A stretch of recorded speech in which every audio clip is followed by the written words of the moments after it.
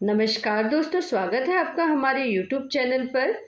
आज की इस वीडियो में हम लेके आए हैं बायोलॉजी प्रैक्टिस सेट 2, जो उत्तराखंड पशुधन प्रसार अधिकारी लेक्चरर बायोलॉजी पीजीटी टीजीटी परीक्षा की तैयारी कर रहे अभ्यर्थियों के लिए बेहद महत्वपूर्ण है। इस प्रैक्टिस सेट में हम MCQs क्वेश्चन को एक एक करके सॉल्व करेंगे और हर प्रश्न का सही आंसर भी जानेंगे। आपसे अनुरोध है कि हर प्रश्न का उत्तर पहले खुद सोचें और फिर अपना आंसर मिलाएं। वीडियो को अंत तक जरूर देखें और वीडियो के अंत में अपना स्कोर भी जरूर गिनें और कमेंट करके बताएं कि आपके कितने प्रश्न सही हुए हैं। तो चलिए बिना समय गवाए शुरू करते हैं। पशुधन प्रसार अधिकारी एवं लेक्चरर बायोलॉजी इम्पोर्टेंट MCQs को प्रैक्टिस सेट 2। तो पहला प्रश्न स्क्रीन पे देखते हैं। गन्ने में CO2 स्वीकारक है। फॉस्फोग्लाइकोलिक अम्ल, ऑक्जेलो एसीटेट, RUBP, फॉस्फोफिनाइल पायरुविक अम्ल। तो ऑप्शन नंबर डी सही हो जाएगा, फॉस्फोफिनाइल पायरुविक अम्ल। क्योंकि गन्ना एक C4 प्लांट है, C4 पौधा है और C4 पौधों में CO2 जो होता है पहला स्थायी एक्सेप्टर RUBP नहीं बल्कि PEP यानी कि फॉस्फोफिनाइल पायरुवेट होता है। PEP कार्बोक्सिलिक एंजाइम की सहायता से CO2 को फिक्स करके ऑक्जेलो एसिटिक एसिड यानी कि OAA बनाता है। ठीक है, क्वेश्चन नंबर दूसरा देखेंगे। एक कोशिका से दूसरी कोशिका में पानी के मिश्रण को कौन निर्धारित करता है? OP, WP, DPD और TP। तो ऑप्शन नंबर सी सही हो जाएगा, DPD। एक कोशिका से दूसरी कोशिका में पानी की गति मुख्यतः DPD यानी डिफ्यूजन प्रेशर डेफिसिट पर निर्भर करती है। पानी अधिक DPT वाली कोशिका की ओर जाता है, इसलिए ऑप्शन नंबर सी क्या हो जाएगा? सही हो जाएगा। प्रकाश संश्लेषण में 2 वर्णक तत्व सिद्धांत दिया गया था, ब्लिंक द्वारा, इमर्शन द्वारा, ब्लैकमैन द्वारा, हैश और स्लैक द्वारा। तो ऑप्शन नंबर बी सही हो जाएगा, इमर्शन द्वारा। क्योंकि फोटोसिंथेसिस में 2 पिगमेंट सिस्टम थ्योरी को रॉबर्ट इमर्सन ने प्रस्तावित किया था। इस अवधारणा के अनुसार प्रकाश संश्लेषण में 2 फोटोसिस्टम 1 और फोटोसिस्टम 2 महत्वपूर्ण भूमिका निभाते हैं। ठीक है, तो क्वेश्चन नंबर 4 शुरू करते हैं। ग्लाइकोलाइसिस के संबंध में क्या सही नहीं है? केवल ऑक्सी जीवों में होता है, सभी जीवों में होता है, कोशिका द्रव्य में होता है, ग्लूकोज का आंशिक ऑक्सीकरण होता है। तो फोर्थ का ऑप्शन नंबर ए सही हो जाएगा, केवल ऑक्सी जीवों में होता है। ग्लाइकोलाइसिस कोशिका के साइटोप्लाज्म में होता है और यह एरोबिक और एनारोबिक दोनों परिस्थितियों में हो सकता है। इसलिए ये कहना कि ग्लाइकोलाइसिस केवल एरोबिक ऑर्गेनिज्म में होता है गलत है। इसलिए ऑप्शन नंबर ए सही हो जाएगा कि केवल ऑक्सी जीवों में होता है, ये सही नहीं है। ठीक है, उसके बाद क्वेश्चन नंबर 5 देखते हैं। प्रकाश श्वसन का पहला उत्पादक होता है ग्लाइसरीन, फॉस्फोग्लाइकोलेट, ग्लाइकोलेट और सेरीन। तो फिफ्थ का ऑप्शन नंबर बी सही हो जाएगा, फॉस्फोग्लाइकोलेट। फोटो रेस्पिरेशन में रुबिस्को यानी कि RUBISCO रुबिस्को RUBP के साथ ऑक्सीजन का रिएक्शन करवाता है और इसके परिणाम स्वरूप 3 फॉस्फोग्लिसरेट और 2 फॉस्फोग्लाइकोलेट बनते हैं। इसलिए फोटो रेस्पिरेशन का प्रमुख प्रारंभिक प्रोडक्ट फॉस्फोग्लाइकोलेट है। तो ऑप्शन नंबर बी सही क्या हो जाएगा? फॉस्फोग्लाइकोलेट। क्वेश्चन नंबर 6 को देखते हैं। स्पाइलेक्स जेनेलिका में अनुपर्ण किस प्रकार का होता है? स्टिप्यूल का टाइप क्या होता है? एडनेट, संलग्न, अंतःपर्णवर्ती, प्रतानीय और मुक्त पार्श्विक। तो 6 का ऑप्शन नंबर सी सही हो जाएगा, टेंड्रिलर यानी कि प्रतानीय। स्पाइलेक्स जेनेलिका में अनुपर्ण जो होता है टेंडुलर होता है।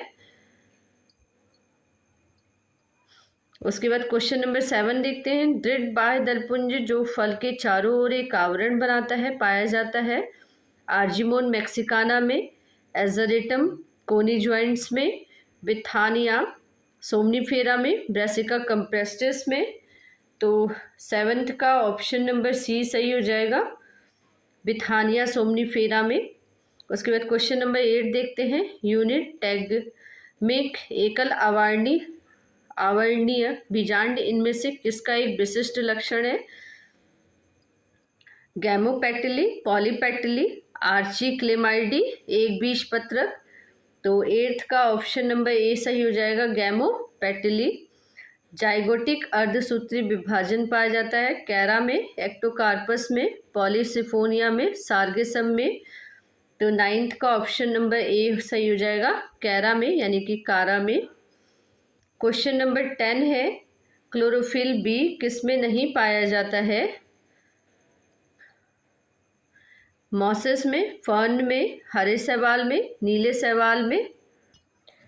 तो 10th का ऑप्शन नंबर डी सही हो जाएगा, नीले हरे शैवाल में क्लोरोफिल बी नहीं पाया जाता। नीले हरे शैवाल में क्लोरोफिल ए, कैरोटेनॉइड्स, फाइकोसाइनिन और फाइकोइरेथ्रिन वर्णक होते हैं। ये वर्णक इन शैवाल को विशिष्ट नीला हरा रंग प्रदान करते हैं। क्वेश्चन नंबर 11 को देखते हैं। निम्नलिखित में से कौन धान के खेत में मूलतः नाइट्रोजन फिक्सर है? सिलिंड्रोस्पर्मम, साइटोनिमा, नॉस्टोकॉप्सिड और ओलोसिरा। तो 11th का ऑप्शन नंबर डी सही हो जाएगा, ओलोसिरा। ओलोसिरा फर्टिलिसीमा भारत के में चावल के खेत में सबसे सक्रिय गैर सजीवी नाइट्रोजन फिक्सर है। ओलोसिरा चावल की फसल की खेती की भूमिका में व्यापक और मिट्टी की उर्वरता बढ़ाने में उनके योगदान के लिए जाना जाता है। सूक्ष्म जीव नाइट्रोबैक्टीरिया सहित कार्बनिक यौगिक का स्राव मिट्टी में करते हैं जो मिट्टी के कणों के एकत्रीकरण में उपयोग होते हैं और जल योजन और वातन की सुविधा प्रदान करते हैं। उसके बाद क्वेश्चन नंबर 12 को देखेंगे। निम्नलिखित में से किस पौधे में पायरेनॉइड्स नहीं होता है? Scytonema, Chlamydomonas, एंथोसेरॉस, Selaginella. तो 12 का ऑप्शन नंबर ए साइटोनिमा सही हो जाएगा। साइटोनिमा एक नीला हरा शैवाल साइनोबैक्टीरिया है। इनमें पायरेनॉइड्स नहीं होते। पायरेनॉइड्स क्रोमेटोफोर में उपस्थित प्रोटीन युक्त पिंड हैं। इन जीवों को स्टार्च के संश्लेषण और भंडारण से जुड़ा माना जाता है। कुछ शैवाल में पायरेनॉइड्स क्षणिक संरचना वाले होते हैं जो केवल कुछ चरणों में ही पाए जाते हैं। ऐसे मामले में उपस्थित कोशिका की प्रकाश संश्लेषण गतिविधि और संग्रहित खाद्य सामग्री की उपलब्धता से जुड़ी होती है। नेक्स्ट क्वेश्चन देखते हैं।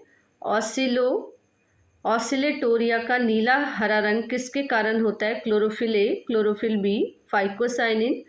क्लोरोफिल ए और फाइकोसाइनिन के कारण। तो 13 का क्वेश्चन नंबर डी सही हो जाएगा, आंसर नंबर डी सही हो जाएगा, क्लोरोफिल ए और फाइकोसाइनिन। ऑसिलेटोरिया का नीला हरा रंग क्लोरोफिल ए और सहायक वर्णक सी फाइकोसाइनिन और सी फाइकोइरिथ्रिन के कारण होता है। वर्णक सौर ऊर्जा को इकट्ठा करते हैं और स्टार्च व ग्लाइकोजन को संश्लेषित करते हैं जो बाद में साइनोफाइसिन, स्टार्च और ग्लाइकोप्रोटीन में परिवर्तित हो जाते हैं। सामान्यतः ब्रेड मोल्ड के नाम से जानी जाने वाली कवक है अल्टरनेरिया, राइजोपस, पेनिसिलियम, एस्परजिलस। तो ऑप्शन नंबर बी सही हो जाएगा, राइजोपस। राइजोपस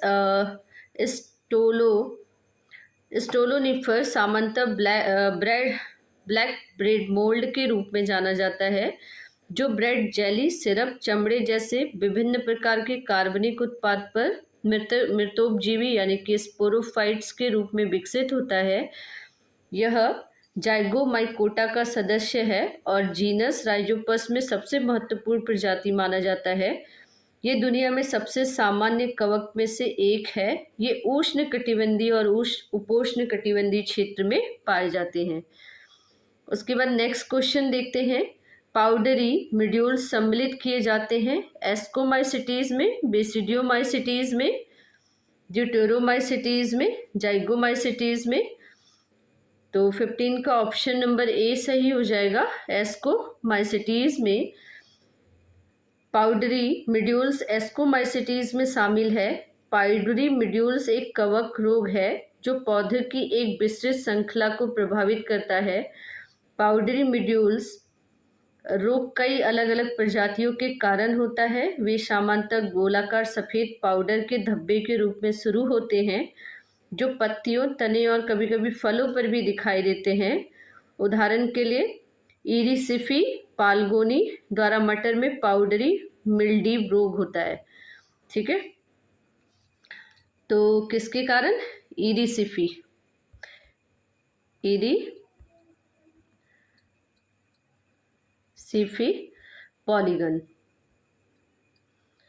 पॉलीगोनी। उसके बाद नेक्स्ट क्वेश्चन को देखते हैं। निम्नलिखित में से कौन सा कथन सही नहीं है? राइजोपस एसियोस्पोर उत्पन्न करता है। आर्द्र बिमलगर एक विषाणुक रोग है। एलोमाइसिस एक परजीवी कवक है। फ्यूजेरियम स्पोरोकीडियम उत्पन्न करता है। 16 का ऑप्शन नंबर डी सही हो जाएगा। फ्यूजेरियम स्पोरोडोकियम उत्पन्न करता है। उसके बाद नेक्स्ट क्वेश्चन देखते हैं। कैल्शियम की आवश्यकता नहीं दर्शाई गई है। शैवाल के लिए, कवक के लिए, टेरिडोफाइट्स के लिए या जिम्नोस्पर्म के लिए। तो 17 का ऑप्शन नंबर बी सही हो जाएगा। कवक के लिए, क्योंकि कवक में मध्य लैमेला अनुपस्थित होता है इसलिए इन्हें कैल्शियम की आवश्यकता नहीं होती है। कवक यूकैरियोटिक जीवों के समूह का सदस्य है जिसमें सूक्ष्म जीव शामिल है। नेक्स्ट क्वेश्चन है। निम्नलिखित में से कौन सा फफूंद मतिभ्रम पैदा करने वाला होता है? एमेनिटा मस्केरिया, कांथैलेरस सिबेरियस, बोलेट्स एंडुलिस और बॉल्बोरिएला बॉल्बोसिया। तो 18 का ऑप्शन नंबर ए सही हो जाएगा। एमेनिटा मस्केरिया। एमेनिटा मस्केरिया एक जहरीला मशरूम कवक है। यह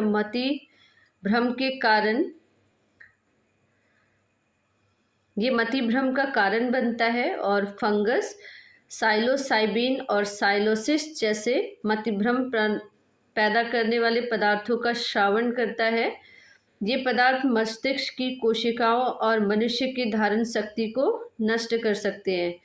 ठीक है, नेक्स्ट क्वेश्चन देखते हैं। तंतुमय जीवाणु किसे कहा जाता है? Mycoplasma, spirochetes, actinomycetes, ब्रीबियो।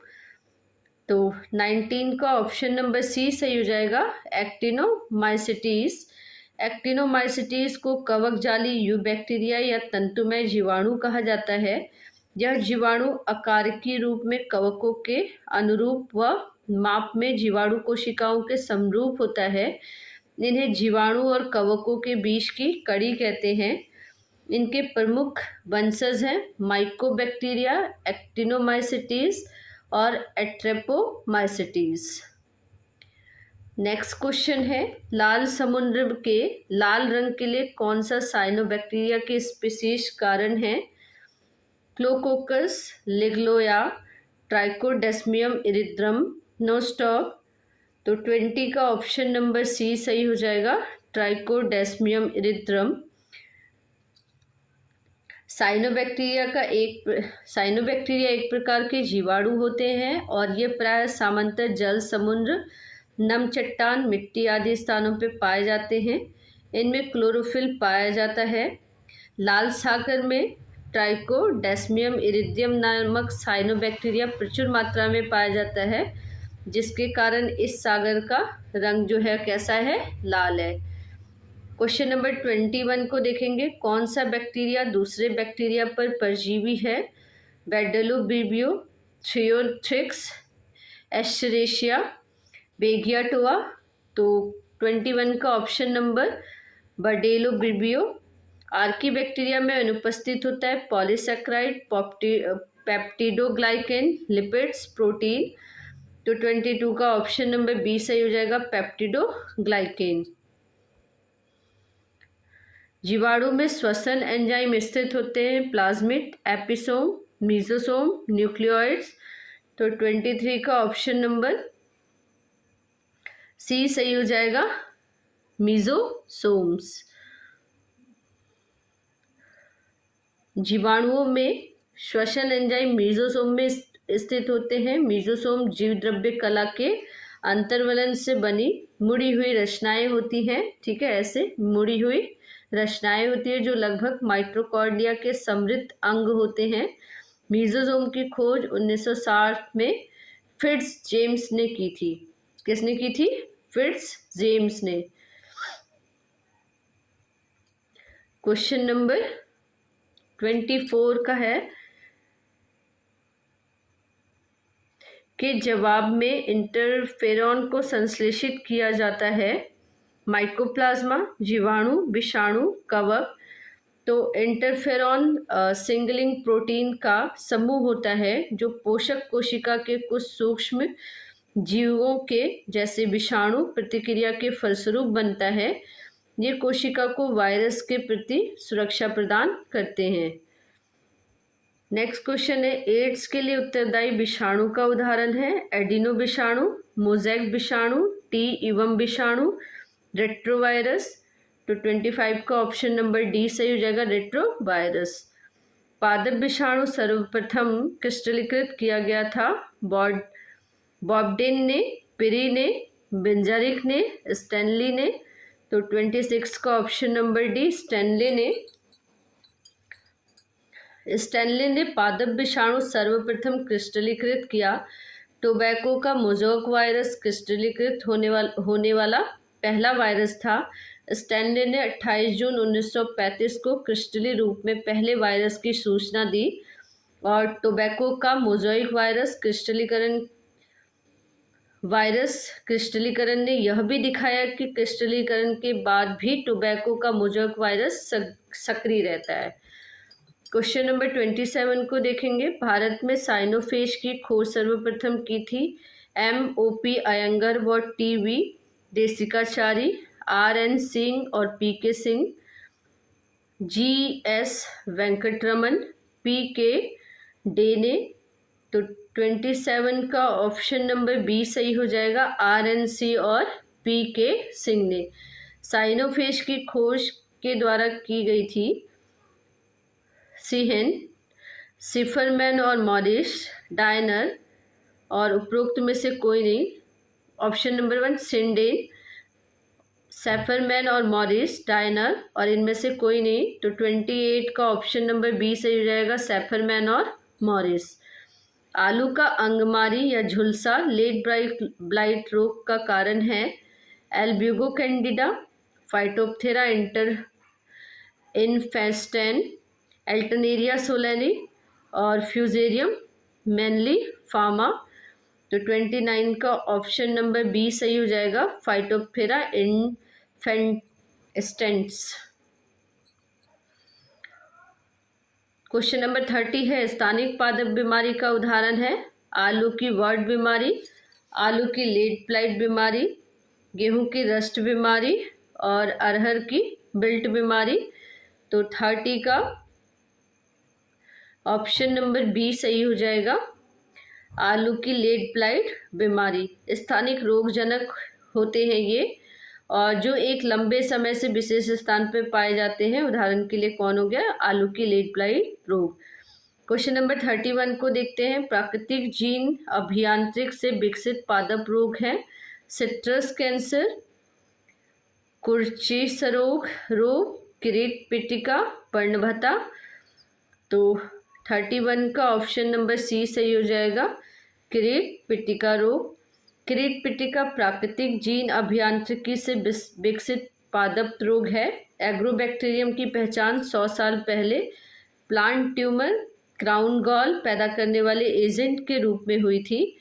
Agrobacterium TDNA, ठीक है, एग्रोबैक्टीरियम TDNA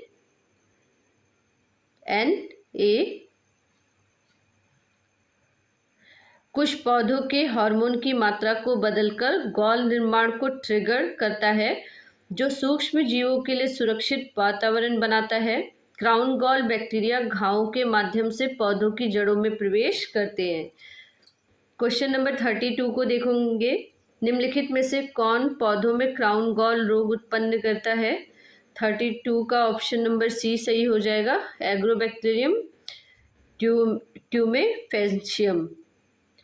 उसके बाद क्वेश्चन नंबर 34 को देखेंगे। पारिस्थितिक तंत्र पर एक लेख में निम्नलिखित शीर्षकों का उपयोग किया गया था, आपको इनमें से कौन गलत लगता है? खनिजों की साइकिलिंग, ऊर्जा की साइकिलिंग, पारिस्थितिक तंत्र के घटक, पारिस्थितिक तंत्र के पिरामिड। तो 34 का ऑप्शन नंबर बी सही हो जाएगा, ऊर्जा की साइकिलिंग। फिर क्वेश्चन नंबर 35 है, हमारे देश में राष्ट्रीय उद्यानों में से किसकी रक्षा करने पे बल दिया जाता है? केवल वनस्पति, केवल जीव, वनस्पति और जीव दोनों, पारिस्थितिक तंत्र।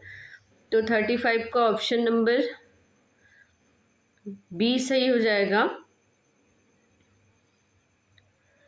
एक पारिस्थितिक तंत्र में ऊर्जा का हस्तांतरण होता है, न कि ऊर्जा का चक्रण। क्योंकि एक पारितंत्र में ऊर्जा का प्रवाह एक ही दिशा में होता है, तो प्रत्येक पोषी स्तर पर ऊर्जा का ह्रास होता है। इसलिए किसी पारितंत्र में ऊर्जा का चक्रण बीच बीच में नहीं होता है। तो राष्ट्रीय उद्यान क्षेत्र वहाँ है,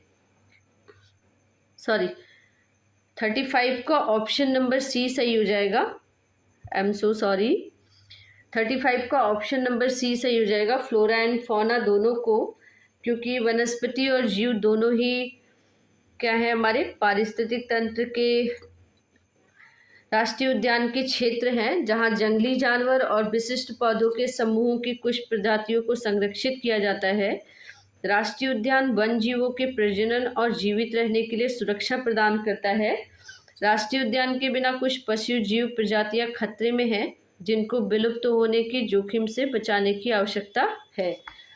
उसके बाद नेक्स्ट क्वेश्चन है 36, जैव उर्वरक है पौधों में जानवरों के मृत अवशेष, विघटित पशु, नाइट्रोजन स्थिरीकरण जीवों में जीवित कोशिकाएं, कार्बनिक रसायन। तो 36 का ऑप्शन नंबर सी सही हो जाएगा, नाइट्रोजन स्थिरीकरण जीवों के लिए जीवित कोशिकाएं। नत्रजन स्थिरीकरण बाधित होता है फॉस्फेट द्वारा, आयरन द्वारा, एसीटेट द्वारा, अमोनिया द्वारा। तो 37 का ऑप्शन नंबर डी सही हो जाएगा, अमोनिया द्वारा।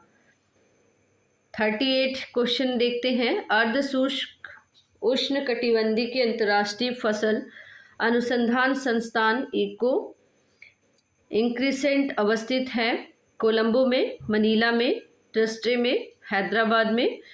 तो 38 का ऑप्शन नंबर सी सही हो जाएगा, हैदराबाद में।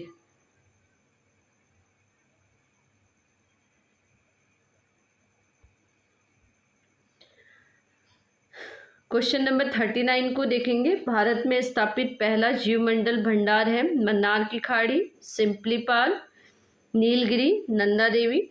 तो 39 का ऑप्शन नंबर सी सही हो जाएगा, नीलगिरी। अर्ध शुष्क उष्णकटिबंधीय अंतर्राष्ट्रीय फसल अनुसंधान 39 का है option number C, Similipal. Bharat में स्थापित पहला जीवमंडल भंडार नीलगिरी है, जो 1986 में स्थापित हुआ। अद्यतन केरल, कर्नाटक और तमिलनाडु राज्य इसमें शामिल हैं। उसके बाद बहुत से उष्णकटिबंधों में से एक कीस्टोन प्रजाति फाइनस सेपीपिंडस साइनोडॉन। तो 40 का ऑप्शन नंबर ए सही हो जाएगा, फाइकस। पौधों द्वारा अवशोषित मृदा जल को कहा जाता है क्रिसार्ड, होलार्ड, फुलार्ड, एकार्ड। तो 42 का ऑप्शन नंबर ए सही हो जाएगा, क्रिसार्ड। पेड़ों का स्तर विन्यास दिखाई देता है घास के मैदान में, अल्पाइन क्षेत्र में, शीतोष्ण क्षेत्र में, उष्णकटिबंधीय वर्षावन में। तो 43 का ऑप्शन नंबर डी सही हो जाएगा, उष्णकटिबंधीय वर्षावन में। एक पादप में जल के ऊपर चढ़ने के लिए सही उपयुक्त शब्द है वाष्पोत्सर्जन, जल का अवशोषण, जल का आरोहण, रसारोहण। तो 44 का ऑप्शन नंबर डी सही हो जाएगा, एसेंट ऑफ सेप यानी कि रस का आरोहण। 45 क्वेश्चन को देखेंगे। पौधे के एक भाग का ऊपरी सतह पर अधिक वृद्धि के कारण मुड़ना कहलाता है भूमि अनुवर्तन, प्रकाश अनुवर्तन, अधोकुंचन, अधोवर्तन। तो 45 का ऑप्शन नंबर सी सही हो जाएगा, अधोकुंचन। अधोकुंचन पौधे के एक भाग का ऊपरी सतह पर अधिक वृद्धि के कारण मुड़ना है। अधोवर्ती वर्तन पत्तियों या पौधों के अन्य भागों का ऊपर की ओर झुकना है और उनकी निचली सतह पर वृद्धि का कारण होता है। भूमि अनुवर्तन गुरुत्वाकर्षण बल की प्रतिक्रिया में पौधे के भागों की वृद्धि है।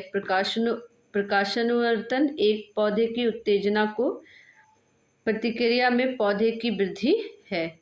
ठीक है। क्वेश्चन नंबर 46 को देखेंगे। निम्नलिखित में से क्रेंज शारीरिकी पाई जाती है C3 पादपों में, C2 पादपों में, C4 पादपों में, उपयुक्त में से कोई नहीं। तो 46 का सी हो जाएगा, C4 पादपों में। नेक्स्ट क्वेश्चन है, क्रेंज शारीरिक रचना पाई जाती है मटर में, चने में, आम के पेड़ में, गन्ने में। तो ऑप्शन नंबर सी सही हो जाएगा, शुगर केन यानी कि गन्ने में। उसके बाद इनमें से कौन सा कथन सत्य है? पत्ती में क्रेंज आंतरिक संरचना C4 पौधों में पाई जाती है।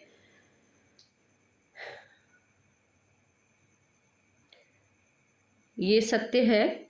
पत्ती में क्रेंज आंतरिक संरचना C3 पौधों में पाई जाती है, ये रॉन्ग है। पत्ती की क्रेंज आंतरिक संरचना C3 एवं C4 पौधों में पाई जाती है, ये भी रॉन्ग है।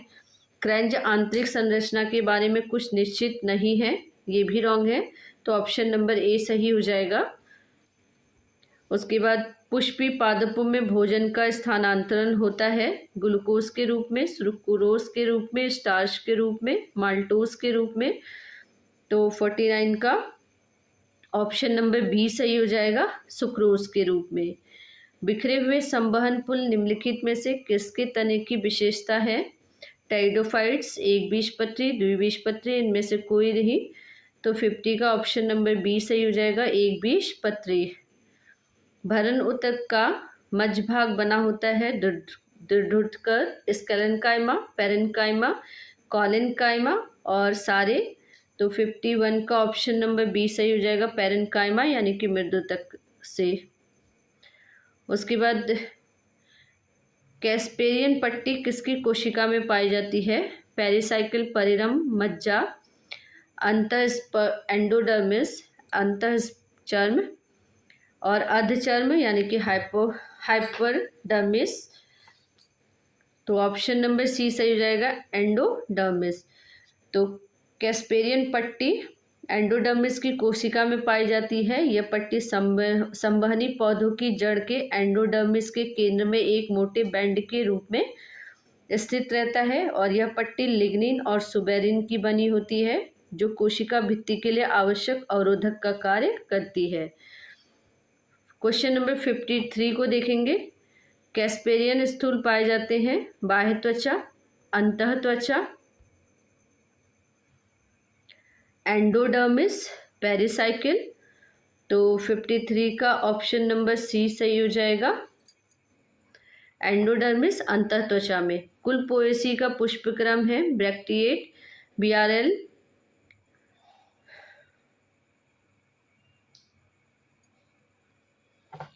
ब्रैक्टिएट, ब्रैक्टियोलेट, सेसाइल और हर्माफ्रोडाइट्स, पेरियंथ A3 और गाइनेशियम 3। तो 54 का ऑप्शन नंबर डी सही हो जाएगा, ब्रैक्टिएट और जाइगोमॉर्फिक, हर्माफ्रोडाइट, पेरियंथ 2 A3 और गाइनेशियम 1। तो ऑप्शन नंबर डी इसका सही हो जाएगा।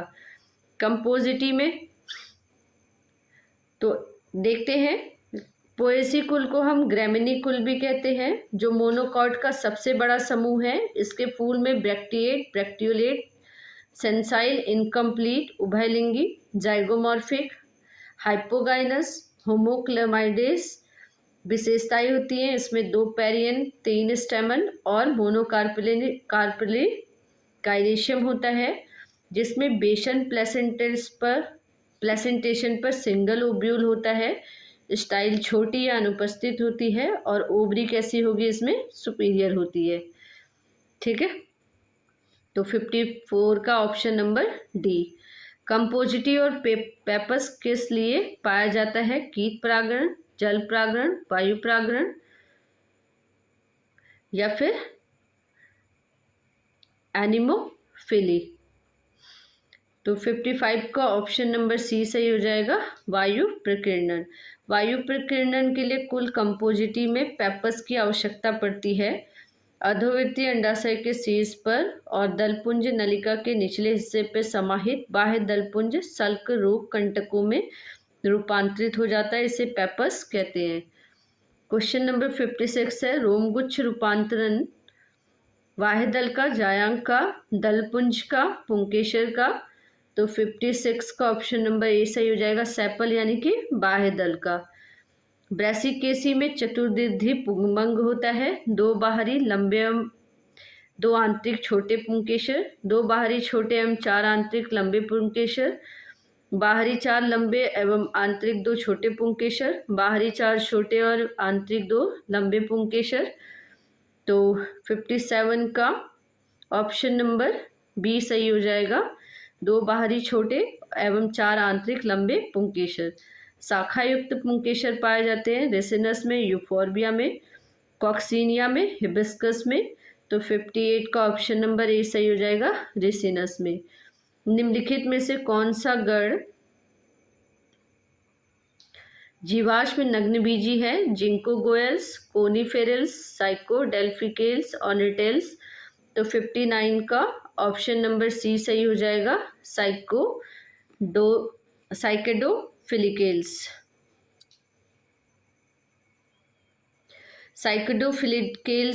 फिलिडिकेल्स को हम सीड फर्न भी कहते हैं, और ये जो है जीवाश्म अनावृत बीजी के हैं। ये सभी सदस्य जो है वो जीवाश्म अनावृत बीजी यानी कि जिम्नोस्पर्म के, और ये जीवाश्म नग्न बीजियों का गण है। इसमें कुछ लक्षण फर्न जैसे तथा कुछ लक्षण नग्न बीजी पौधे जैसे होते हैं।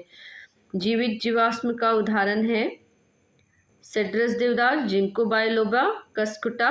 उपरोक्त में से कोई नहीं, तो ऑप्शन नंबर बी सही हो जाएगा, जिनको बायोलोबा। जिनको बायोलोबा जीवित जीवाश्म का एक अच्छा उदाहरण है। यह एक जिम्नोस्पर्म है। इस पौधे को विलुप्त मान लिया गया है, और किंतु चीन में झिंग्यान प्रांत में इसके सीमित क्षेत्र में उगाए जाने के कारण इसे जीवित जीवाश्म की संज्ञा दी गई है। ऐसा माना जाता है कि चीनी बौद्ध भिक्षुओं ने लगभग 1000 साल पहले इस पौधे को उगाया था। तो दोस्तों, आज हमने उत्तराखंड पशुधन प्रसार अधिकारी एवं लेक्चरर बायोलॉजी परीक्षा की तैयारी के लिए कुल 60 महत्वपूर्ण MCQs क्वेश्चंस को हल किया और उनके सही उत्तर एवं एक्सप्लेनेशन को भी समझा। अब आप अपना स्कोर जरूर गिनिए और कमेंट करके बताइए कि 60 में से आपके कितने प्रश्न सही हुए। अगर आपको ये MCQs प्रैक्टिस सेट उपयोगी लगा हो तो वीडियो को लाइक शेयर जरूर करें, और ऐसे ही महत्वपूर्ण बायोलॉजी क्वेश्चंस के लिए चैनल को सब्सक्राइब कर लीजिए। अगली वीडियो में हम लेकर आएंगे और भी महत्वपूर्ण MCQs और प्रैक्टिस सेट को। तब तक खूब मेहनत करिए, पढ़ते रहिए और अपने लक्ष्य की ओर आगे बढ़िए। धन्यवाद दोस्तों, मिलते हैं अगली वीडियो में। जय हिंद।